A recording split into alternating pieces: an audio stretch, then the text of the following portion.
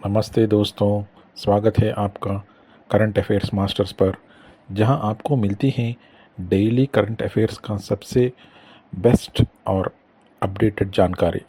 अगर आप UPSC, SSC, banking या किसी भी कॉम्पिटिटिव एग्ज़ाम्स की तैयारी कर रहे हैं, तो ये वीडियो आपके लिए बहुत इम्पोर्टेंट होने वाली है। आज 5 मार्च 2025 है और आज के दिन के सबसे बड़े करंट अफेयर्स हम डिटेल में डिस्कस करेंगे। तो बिना टाइम वेस्ट किए चलिए शुरू करते हैं।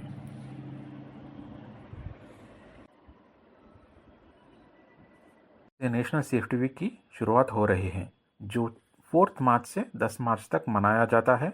ये एक महत्वपूर्ण अभियान है जो इंडस्ट्रियल सेफ्टी और वर्कप्लेस सिक्योरिटी को प्रमोट करने के लिए हर साल ऑब्जर्व किया जाता है। इसका मुख्य उद्देश्य है लोगों में सुरक्षा, स्वास्थ्य और पर्यावरण संरक्षण की जानकारी फैलाना, ताकि हर जगह काम करने का माहौल और सुरक्षित हो सके। इस अभियान को 1966 में मिनिस्ट्री ऑफ लेबर ने लॉन्च किया था और पहली बार 1972 में ऑफिशियली ऑब्जर्व किया गया था।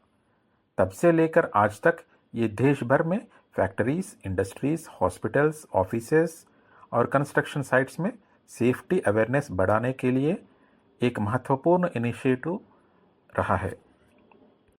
Safety and wellbeing crucial for विकसित भारत।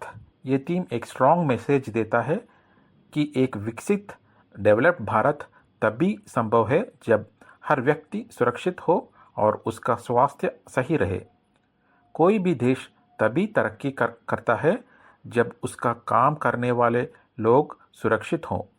इसीलिए ऑर्गेनाइजेशंस और कंपनीज को चाहिए कि सेफ्टी गाइडलाइन को स्ट्रिक्टली फॉलो करें और हर वर्कर को सेफ वर्किंग एनवायरनमेंट मिले। डिस्कवरी वाइल्ड लाइफ कंजर्वेशन के लिए भारत की वाइल्ड लाइफ और एक्वेटिक लाइफ के संरक्षण में एक और बड़ा कदम उठाया गया है।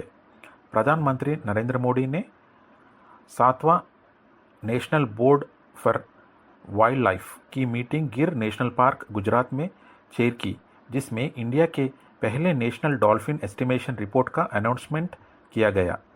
ये रिपोर्ट देश की नदियों में बसने वाली डॉल्फिन्स प्रजातियों के विस्तार और उनकी संख्या का एक ऑफिशियल सर्वे है। ये सर्वे ministry of environment, forest and climatic change MEFCC ने प्रोजेक्ट डॉल्फिन के तहत wild life institute of India WII और अलग अलग स्टेट फॉरेस्ट डिपार्टमेंट्स की मदद से कंडक्ट किया। सर्वे की कुछ इम्पोर्टेंट बातें। 28 नदियों में ये सर्वे किया गया, जो 8 अलग अलग स्टेट्स में फैली हुई हैं। उत्तर प्रदेश ने सबसे ज़्यादा डॉल्फिन्स रिकॉर्ड किया, जो कि गैंजेटिक डॉल्फिन के मेजर हैबिटेट का पार्ट है। टोटल डॉल्फिन्स की संख्या 6,327 और इसमें से 6,324 गैंजेटिक डॉल्फिन्स है और सिर्फ 3 इंडस डॉल्फिन्स। आप जानते हैं गैंजेटिक डॉल्फिन्स को भारत की नेशनल एक्वेटिक एनिमल का दर्जा दिया गया है।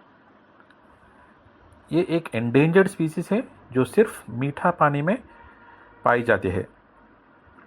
इस मीटिंग में एक और बड़ा अनाउंसमेंट किया गया। 2025 में 16th Asiatic lion population estimation किया जाएगा। एशियाटिक लायन सिर्फ गुजरात के गिर फॉरेस्ट में ही पाए जाते हैं और ये हाईली प्रोटेक्टेड स्पीसीज है।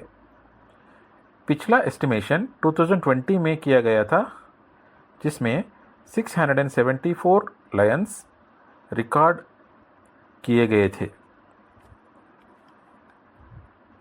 इसके साथ ही SACON, Salim Ali centre of ornithology and natural history, Coimbatore में ह्यूमन वाइल्ड लाइफ कॉन्फ्लिक्ट से डील करने के लिए एक नए सेंटर ऑफ एक्सेलेंस बनाने का भी फैसला किया गया। ये मानव और जंगली जानवरों के से आपसी कॉन्फ्लिक्ट्स को कम करने और उनके सेफ कोएग्जिस्टेंस को इंश्योर करने के लिए एक इम्पोर्टेंट स्टेप हैं।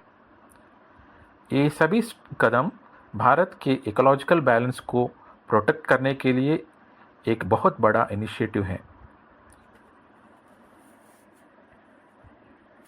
दोस्तों, रेलवे से जुड़ी एक बड़ी खुशखबरी। भारत सरकार ने Indian railways catering and tourism corporation IRCTC और Indian railways finance corporation IRFC को नवरत्न पब्लिक सेक्टर अंडरटेकिंग का दर्जा दिया है। ये एक महत्वपूर्ण फैसला है जो इंडियन रेलवेज के इंफ्रास्ट्रक्चर और फाइनेंशियल ग्रोथ के लिए एक बड़ा बूस्ट दे सकता है। सबसे पहले समझते हैं कि ये कंपनीज क्या करते हैं। IRCTC ये railways ticket booking, catering services और टूरिज़्म से जुड़ी सर्विसेज को मैनेज करती है। अगर आप कुछ भी IRCTC वेबसाइट या ऐप से ट्रेन की टिकट बुक करते हैं, ये रेलवे स्टेशन पर कैटरिंग सर्विसेज यूज़ करते हैं और ये सब IRCTC के अंडर आता है। और IRFC ये इंडियन रेलवेज़ की फाइनेंशियल बैकबोन है। IRFC रेलवेज़ प्रोजेक्ट के लिए फंडिंग प्रोवाइड करता है, जिसमें नए ट्रेन्स, कोचेस, ट्रैक्स और रेलवे इलेक्ट्रिफिकेशन प्रोजेक्ट्स शामिल हैं। अब नवरत्न PSU स्टेटस मिलने का बाद क्या बदलाव आएगा? IRCTC 25th नवरत्न PSU बन चुका है और IRFC 26th नवरत्न PSU बन गया है। पहले ये नवरत्न स्टेटस को होता क्या है? नवरत्न स्टेटस भारत की सबसे अच्छी और फाइनेंशियल स्ट्रॉन्ग गवर्नमेंट कंपनीज को दिया जाता है। इसका सबसे बड़ा फ़ायदा ये है कि इन कंपनीज को 1000 करोड़ तक की इन्वेस्टमेंट की गवर्नमेंट के अप्रूवल के बिना करने का अधिकार मिलता है। बिजनेस एक्सपेंशन और नए प्रोजेक्ट्स लॉन्च करने की फाइनेंशियल फ्रीडम मिलती है। ये कंपनीज ग्लोबल लेवल पर अपनी सर्विसेज एक्सपैंड कर सकती है और नए सेक्टर्स में इन्वेस्ट कर सकती है। रेलवेज के फ्यूचर के लिए ये डिसीजन इतना इम्पॉर्टेंट क्यों है? Better services. नवरत्न स्टेटस के साथ IRCTC रेलवे कैटरिंग और टूरिज्म सर्विसेज को और इम्प्रूव कर सकता है। ज़्यादा इन्वेस्टमेंट। IRFC नए रेलवेज प्रोजेक्ट्स को फंड करने में भी एग्रेसिव हो सकता है। और ग्लोबल पार्टनरशिप्स, ये कंपनीज इंटरनेशनल कोलैबोरेशंस भी एक्सप्लोर कर सकते हैं। ये डिसीजन इंडियन रेलवेज के मॉडर्नाइजेशन और एक्सपेंशन के लिए एक बड़ा गेम चेंजर हो सकता है। आंध्र प्रदेश के लोगों के लिए एक सैड न्यूज़। एक वक्त जो विशाखापट्टनम का प्राउड था, ऋषिकोंडा बीच अब अपना ब्लू फ्लैग सर्टिफिकेशन खो चुका है। ये एक बड़ी चिंता की विषय है, क्योंकि ब्लू फ्लैग सर्टिफिकेशन सिर्फ उन्हीं बीचेस को दी जाती हैं जो हाईएस्ट एनवायरमेंटल सेफ्टी और क्लीनलीनेस स्टैंडर्ड्स को मेंटेन करते हैं। ऋषिकोंडा बीच ने सर्टिफिकेशन क्यों खोया? ब्लू फ्लैग सर्टिफिकेशन फरवरी 2024 में कैंसिल किया गया हाइजीन और मेंटेनेंस प्रॉब्लम्स की वजह से, और फिर रिवोक किया गया। कुछ मेजर रीजंस ये थे कि बीच पर कचरा जमा होना, वेस्ट एक्यूमुलेशन, स्ट्रे डॉग्स और उनका uncontrolled movement, malfunctioning CCTV cameras जो सिक्योरिटी रिस्क बढ़ाते हैं, इंफ्रास्ट्रक्चर का deterioration, poor maintenance of facilities. आपको पता है, ऋषिकोंडा बीच को 2020 में Denmark based foundation for environmental education FEE ने ब्लू फ्लैग सर्टिफिकेशन दी थी। ये certification world's most prestigious eco labelled है, जो सिर्फ सबसे क्लीन और वेल मेंटेन्ड बीचेस को मिलती हैं। इंडिया के ब्लू फ्लैग बीचेस, अगर हम इंडिया के बेस्ट बीचेस की बात करते हैं तो अभी 12 beaches blue flag certification hold करती हैं। ये वो बीचेस हैं जो इन्वायरमेंटल सेफ्टी और टूरिज्म स्टैंडर्ड्स में बेस्ट मानी जाती हैं। ये हैं gold beach Odisha, Shiv Shivraj Shivrajpur beach Gujarat, Kappad beach Kerala, Ghoghla beach Diu, Radhanagar beach Andaman and Nicobar, Kasarkod beach Karnataka, Padubidri beach Karnataka, Rushikonda beach Andhra Pradesh, Kovalam beach Tamil Nadu, Eden beach Puducherry, Minicoy Thundi beach Lakshadweep, Kadmat beach Lakshadweep. Blue flag certification का इम्पोर्टेंस क्या होती है? ये ब्लू फ्लैग सर्टिफिकेशन एक ग्लोबल रिकग्निशन है जो किसी बीच की क्लीनलीनेस, एनवायरनमेंट, मैनेजमेंट और सेफ्टी को रिफ्लेक्ट करती है। ये सर्टिफिकेशन टूरिज्म और लोकल इकोनॉमी के लिए भी बेनिफिशियल होती है क्योंकि फॉरेन और डोमेस्टिक टूरिस्ट का इंटरेस्ट बढ़ता है और बीच कंजर्वेशन और मैराइन लाइफ प्रोटेक्शन का ध्यान रखा जाता है और सस्टेनेबल टूरिज्म प्रमोट होता है। ऋषिकोंडा बीच के सर्टिफिकेशन लॉस के बाद लोकल अथॉरिटीज़ को इमीडिएट एक्शन लेना पड़ेगा ताकि रेगुलर क्लीनलीनेस ड्राइव्स हो, टूरिस्ट बिहेवियर रेगुलेट हो, सीसीटीवी और सिक्योरिटी सिस्टम्स को इम्प्रूव करना होगा और इंफ्रास्ट्रक्चर और पब्लिक फैसिलिटीज़ रिपेयर की जाएंगी।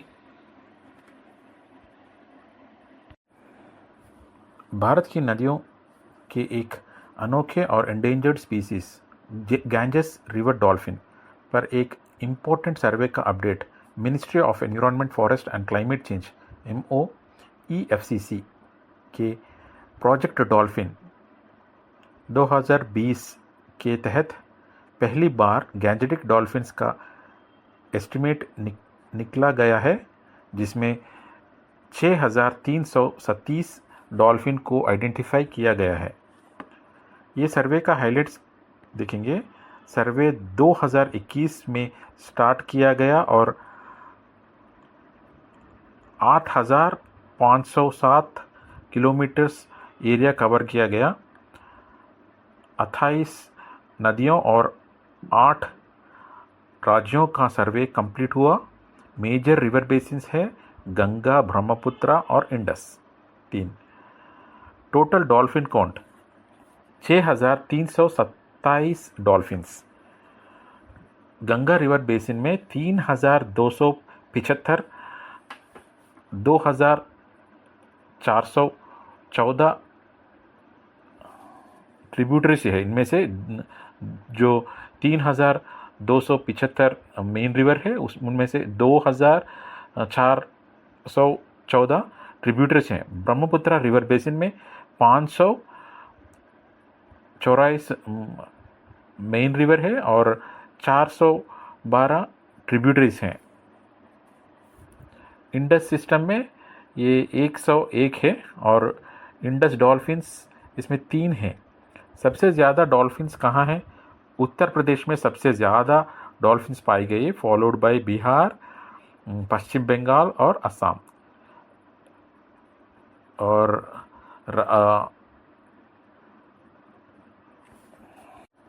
राज्य अनुसार डॉल्फिन एस्टिमेट देखेंगे। 2025 प्रोजेक्शन है ये। उत्तर प्रदेश 2,397, बिहार 2,220 है, पश्चिम बंगाल में 815 है और असम में 635, झारखंड में 162, राजस्थान और मध्य प्रदेश में 95, पंजाब में 3। प्रोजेक्ट डॉल्फिन का इम्पैक्ट क्या होगा? डॉल्फिन कंजर्वेशन एफर्ट को बूस्ट मिल रहा है, नदियों की सफाई और इकोसिस्टम प्रिजर्वेशन पर फोकस है और इको टूरिज्म और सस्टेनेबल रिवर मैनेजमेंट का प्रमोशन। सुप्रीम कोर्ट ने फैसला दिया कि दृष्टिबाधित व्यक्ति को जज बनाने से रोका नहीं जा सकता।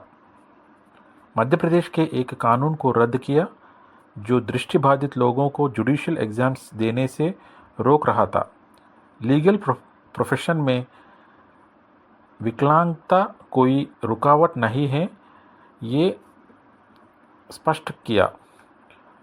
Rights of persons with disabilities act के तहत मेडिकल असेसमेंट के आधार पर अवसर रोकने को गलत बताया।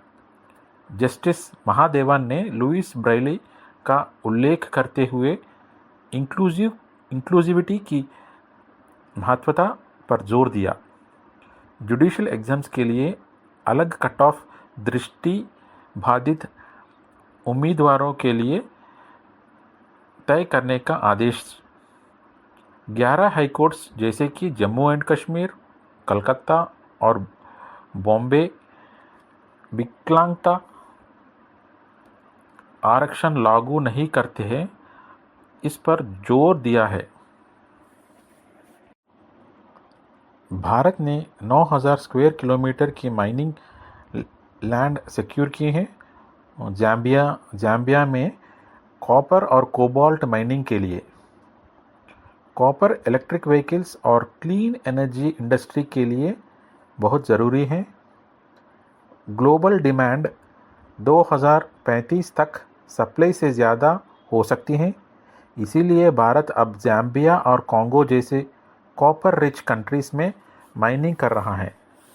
ये स्टेप भारत को क्लीन एनर्जी और ईवी मार्केट में ग्लोबल लीडर बनाने के लिए बहुत इम्पॉर्टेंट है। क्रिप्टो करेंसी ट्रेडर्स के लिए बड़ी अपडेट। इनकम टैक्स बिल 2025 के नए रूल्स। अगर आप बिटकॉइन, एथेरियम, एनएफटीज या किसी भी वर्चुअल डिजिटल एसेट वीडीए में ट्रेड कर रहे हैं तो इनकम टैक्स बिल 2025 के नए टैक्स रूल्स के समझने बहुत ज़रूरी है। और नए रूल्स क्रिप्टो करेंसी का और एनएफटीज के लिए क्या है? 30% टैक्स ऑन प्रॉफिट्स।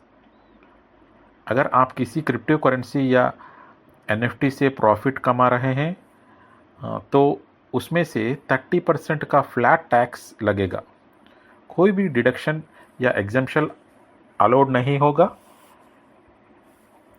और 1% टीडीएस टैक्स डिडक्टेड और एट सोर्स हर ट्रांसैक्शन पे होगा। चाहे आप बाई करें या सेल, हर ट्रांसैक्शन पे 1% का टीडीएस कटेगा।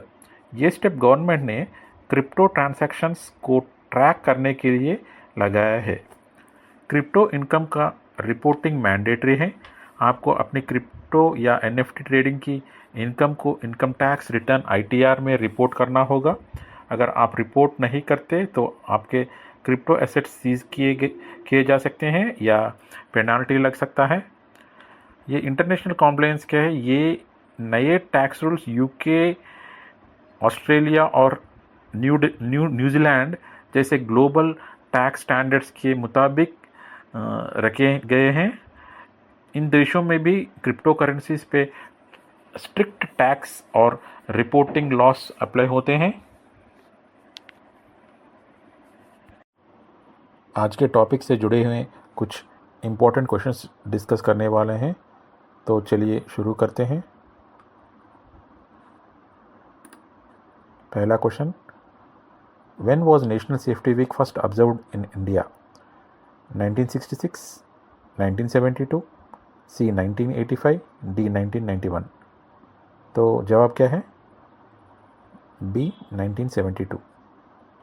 दूसरी question, What is the theme of National Safety Week 2025? A. Safety for all. B. Safety and well-being crucial for Viksit Bharat. C. Health, safety and environment first. D. Zero harm workplace। जवाब क्या है? B. Safety and well-being crucial for Viksit Bharat। तीसरी question, Where did Prime Minister Narendra Modi chair the 7th National Board for Wildlife NBWL meeting? A. Sundarbans National Park. B. Jim Corbett National Park. C. Gir National Park. D. Kaziranga national park.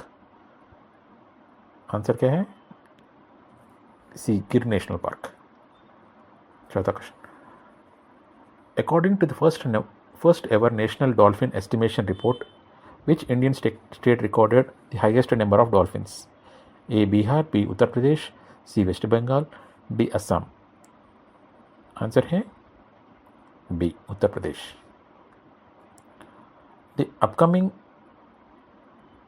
16th Asiatic lion population estimation is scheduled for which year?